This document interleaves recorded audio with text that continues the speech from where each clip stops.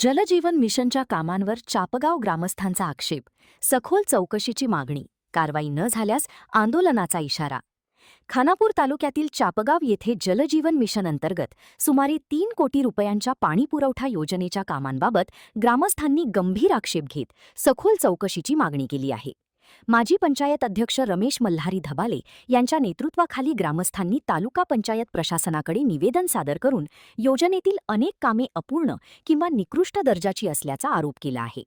ग्रामस्थांच्या म्हणण्यानुसार योजनेसाठी मोठा निधी खर्च करण्यात आला असला तरी प्रत्यक्षात अनेक कामे पूर्ण झालेली नाहीत.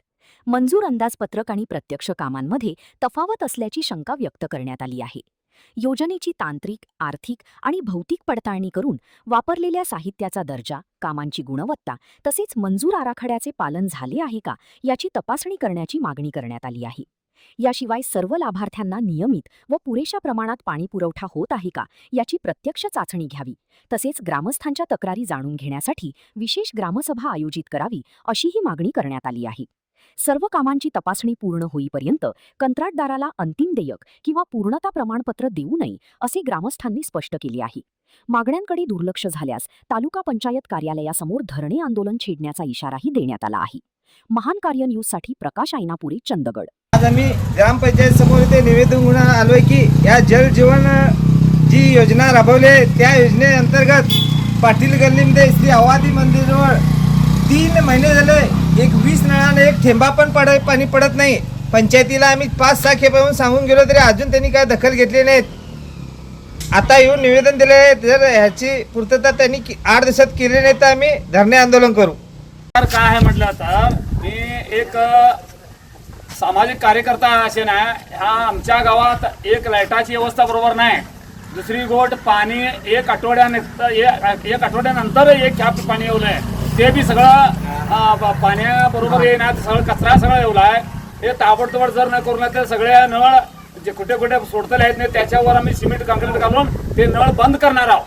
आम्ही तळ्यास घालून पाणी पितो का म्हटल्यावर पाण्याची अवस्था कुठली पण आमच्या गावात चांगली नाही. दुसरी गोष्ट कोणतर वारलं, एक आठवडा पाणी नाही, जरा पाऊस धरला, लाईट नाही. लाईटमॅनानं सुद्धा आम्ही वॉर्निंग देणार आहे, तो अजून जाग्याला नाही आहे, त्याच वॉर्निंग देतो. एवढं देऊन बी तो करून आला त्याच्यावर काय करतो आम्ही पुढचं आम्ही करून घेतो.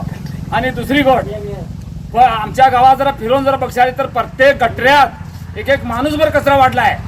त्यात फक्त कुसडे साप ते हे सगळे त्या बसल्यात पोरं बाळा खेळतात आहे, ते बी सगळं आमच्या गावात 3 वर्ष झाले गटऱ्यांचं काढूच ना. ते बी जरा तुम्ही ग्रामपंचायतीवाले तुम्ही त्याचं जागरण घ्यावा. जर करून नसलेच तर त्या गटऱ्यांचं काय होतं ते सगळं फोडून टाकून सगळं टाकून टाकवा ते गटरे. काय गरज नाही गटऱ्यांची असं ह्या ग्रामपंचायतीवाल्यांनी काम करण्यात आहे. ते उद्या गटऱ्यासनं काम चालू करूचं आणि लाईटची व्यवस्था, पाण्याची व्यवस्था जर नाही होऊन असलं तर त्याचा पुढचा निर्णय आम्ही गावावाले करतो. हॅलो साहेब, आमच्या चापगाव गावामध्ये पाण्याचं टाकी महिन्याला एकदा धुवून काढायला पाहिजे आणि त्याच्या भोवत्याने रान का आहे या पंचायती लोकांनी स्वच्छता करूच नाही. ते तशीच रानं पिणं सगळी तशीच आहेत आणि लेबर त्या बायानं घेतल्यानं त्याने फक्त आम्ही कचरा दिल्यानंतर केला, त्याच्या टाकीनंतर भोवत्याची स्वच्छ करणे त्यांचं काम आहे. एवढं करा म्हणून आमचा विनंती आहे. यस